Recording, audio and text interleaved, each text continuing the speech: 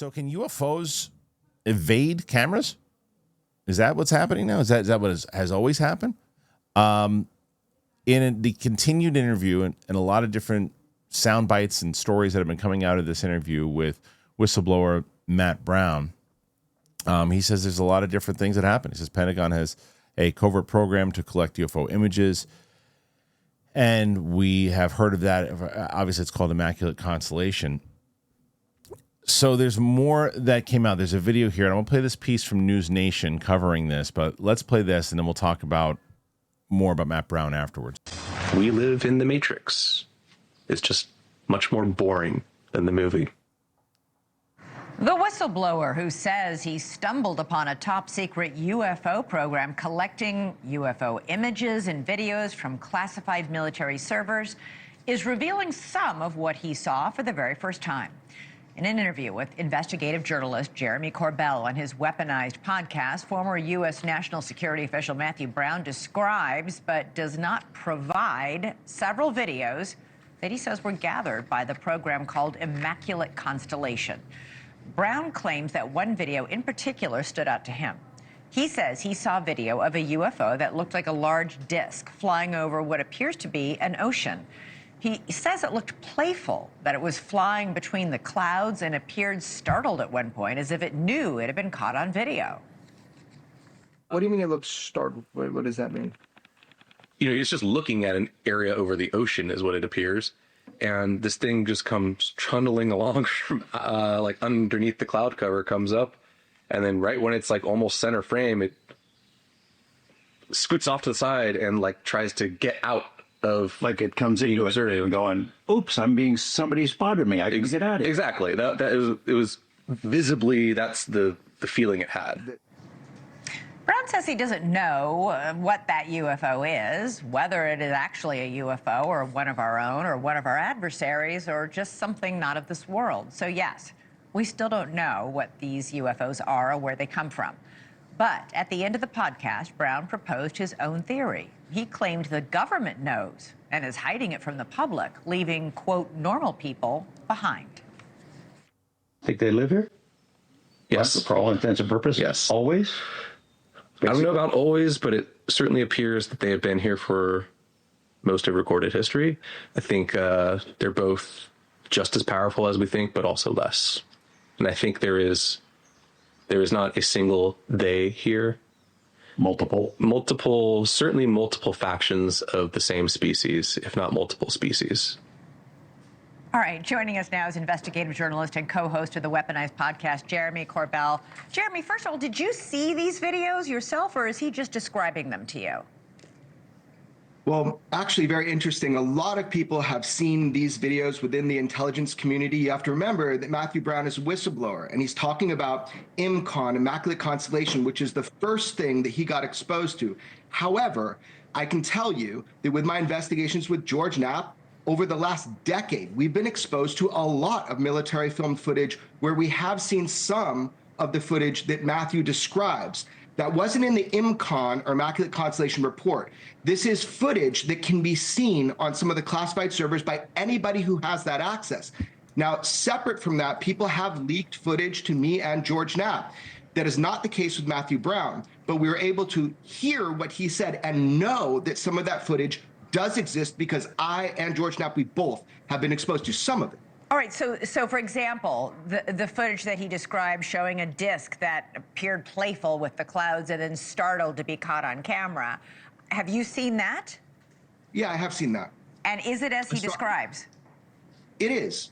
I've seen it a long time ago, way before I ever met Matthew, and that is a piece of footage that within the intelligence community, if they have access to the servers, is kind of famous at this point. Now, does that get out to the public? Remember, this is something where, as journalists, we can't solicit, but over the years, as I said, George Knapp and I have been exposed to a whole lot of footage, most of which we've never deemed able to put out for security reasons. You know, we've seen so many of these videos where we're not really sure what we're looking at, but he claims to you that the government knows exactly what we're looking at and is just not telling us. Most certainly. And we need to kind of separate these differences. Where in the part of the interview you showed towards the end, we're asking Matthew Brown to give us his kind of conclusions, his personal opinions. There's one side of reporting where we just go through the facts of what he was exposed to. The other side, we're asking him to tell us his opinions on that. And that's made very clear in the interview. However, I will say this about Matthew Brown. Matthew Brown was exposed to the reality of UAP in official capacity. He was also directly exposed to elements of the UAP cover-up, including even to Congress. He is a first-hand direct whistleblower to these facts. He did pre-publication. He testified behind closed doors. He has done everything right. He is exemplary. He is a patriot. What do you make of that claim he made at the end of the clip we just played, where he thinks whatever this sentient life is, that it lives here, that it's been here for a long time? Yeah, the idea that the UAP phenomenon is from somewhere else has always been the writing prevailing theory, but there is also a tandem theory that has been with us for decades, which is that there's got to be some sort of launch and land location here on Earth, as if they live or have a base here on Earth. Now, they could have come from somewhere far away before, but there are indications, as you see from a lot of the footage that George Knapp and I obtain and release, there's a lot of places where the activity is high, which would indicate that there is some sort of base here on Earth. Where? Great question. Don't know, but we know there are hot spots. So the phenomenon is ubiquitous across the globe, but we have been reporting a whole bunch on a hot spot just off the coast of California. Yeah, I seem to have, I don't know if it's because we've got a lot of naval aircraft carriers and ships and pilots who've been out over the Pacific and who have taken these videos, these strange videos. That does seem to be where we see a lot of these things, or at least, you know, things that people think are unusual could be completely normal and explainable, but we just don't know yet. No, they're not completely normal. They're not explainable. That's why they get sent to George Knapp and myself. And we have done maybe 12, 13 of these out to the public so people could see. The reason you get more of them in those areas because there's more hardware, there's more cameras, we have better sensor systems, we have ability to do thermal, infrared. So we're seeing an influx because our capture capabilities and technology is evolving, and that's why we're capturing more of them. So Jeremy, what do you say to the skeptics out there who say folks like Jeremy Corbell are looking for a conspiracy when there's nothing there, that you're just creating a conspiracy out of nothing? Well, that's verifiably false. It would take way more than me to create something like the UFO phenomenon. That's a really cute kind of theory. But ultimately, what I'm doing is I'm reporting things as we learn them. And what we've learned is pretty darned extraordinary. And I'm really, consensus reality needs to catch up with actual reality. That's the aim here. We're in a data-rich environment. We can't have a data-poor perspective. Absolutely. Jeremy Corbell, great to have you on as always. Thank you. Well, there was a lot there. So much there. I mean, obviously, with if you clicked on this, you saw the main thing that stood out to me was things that we've heard before, things that we've talked about on this channel. There have been various people. I mean, I think even when Eric Davis was talking about that briefing, he was talking about the different species that have been here, are here, that it's been however long. And I guess that Matt Brown had guesstimated that they've been here since recorded history, which has always been something that a lot of people have theorized with when it comes to the artwork and things that people see in the Egyptian times, things of that nature. But to theorize that, to say that, you know, this thing, this UFO, by the way, that was startled, does that mean, and this is another thing, there's just so much information and so many things. That's over the last, it was 2 years I've been talking about this, the amount of different things that have been theorized and talked about that the freaking craft themselves are indeed like sentient, and that they could that's why maybe it did feel startled, because maybe it's empowered by AI and it has this type of thinking capability. Who knows? Like, when it comes to, you know, time and space, I just can't. People try to say in absolutes, you know, they're like, well, we would know, we'd be able to see this, we'd be able to do that. If that thing was flying around, we'd be able to see it. How come we never can check it out? How come this particular craft, if it was moving back and forth, we didn't see it? Why is it always grainy? Why is it always this? I don't know how these things work.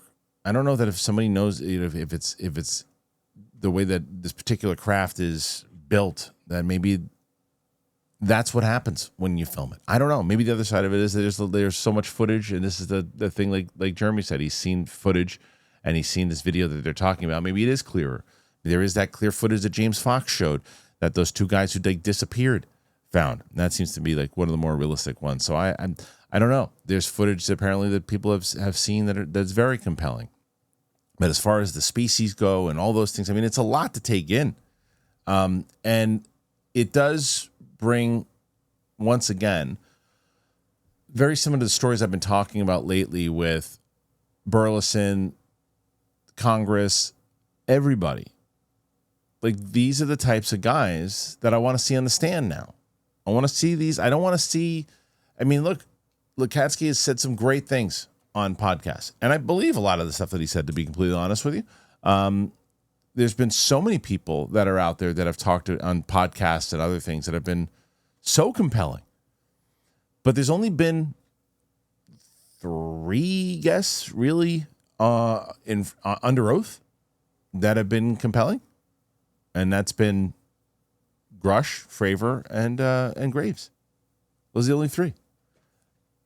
Schellenberger's a reporter. I don't know why he was there in the first place. I don't think he knew why he was there in the first place testifying. I mean, that made no sense. And then the Lou is, I don't know what to make of Lou anymore.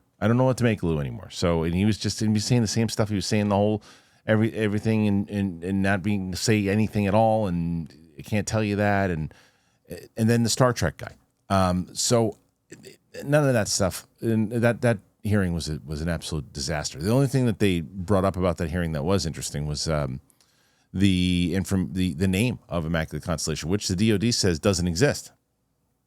Now, who in the DoD is saying that? I don't know. But this interview is compelling.